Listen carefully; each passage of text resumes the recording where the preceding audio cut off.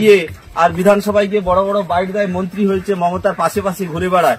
এই এলাকার কি পরিস্থিতি একবার দেখেনি যে কি পরিস্থিতি আছে সাধারণ মানুষ। সাধারণ মানুষ আজকে চোখের জল ফেলাচ্ছে যে এতদিন তৃণমূলকে ভোট দিয়েছে, তার এই রকম পরিস্থিতি।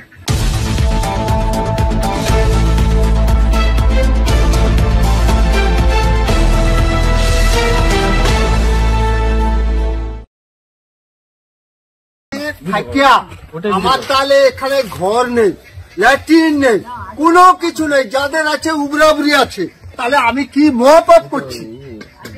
প্রতিদিন পেপারে দেওয়া হয়েছে, তাহলে আমি আজ অব্দি এভাবে মানুষ। বিধানসভা সবং বিধানসভার এই অঞ্চল আপনার 5 নম্বর অঞ্চলে এখানকার তৃণমূলের বিধায়ক দীর্ঘদিন 15 বছর রাজ করছে। এখানকার গ্রাম পঞ্চায়েত, এখানে পঞ্চায়েতের যে প্রধান, প্রত্যেকেই এরা তৃণমূলের। দেখুন এই যে গ্রামে কিরকম পরিস্থিতি। এটা হচ্ছে এই বাবুর বাড়ি, বাবু অজিত ঘোড়াই। এখানে দেওয়াল নেই, শুধুমাত্র পেপারের উপরে মানে ছাউনি দিয়ে বসবাস করে আছে। এখানে বাচ্চা ছেলে আছে, এখানে রান্না করছে। দেখুন এই যে তার ছেলের বাড়ি, এটা দুটো বাড়ি দেখুন খড়ের আর এই পেপার দিয়ে আছে। এরা বড় বড় মন্ত্রী হয়েছে শুধুমাত্র চুরি করার জন্য।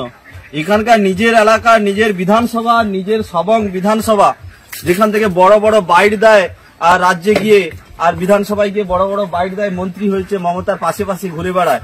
এই এলাকার কি পরিস্থিতি একবার দেখেনি যে কি পরিস্থিতি আছে সাধারণ মানুষ। সাধারণ মানুষ আজকে চোখের জল ফেলাচ্ছে যে এতদিন তৃণমূলকে ভোট দিয়েছে, তার এই রকম পরিস্থিতি। তার জন্য এই রকম সাধারণ মানুষের জন্য কেন্দ্র সরকার পয়সা দিচ্ছে। প্রধানমন্ত্রী আবাস যোজনা থেকে আরম্ভ করে, ত্রিপল থেকে আরম্ভ করে সবকিছুই, রাস্তাঘাট সবকিছুই কেন্দ্র সরকার দিচ্ছে, রেশনের চাল থেকে। সেই পরিষেবাটুকু সাধারণ মানুষকে পৌঁছে দেয়নি। দেখুন কি পরিস্থিতি, এরা কিভাবে রাজ করছে, জঙ্গল রাজ করছে এই সবং বিধানসভায়।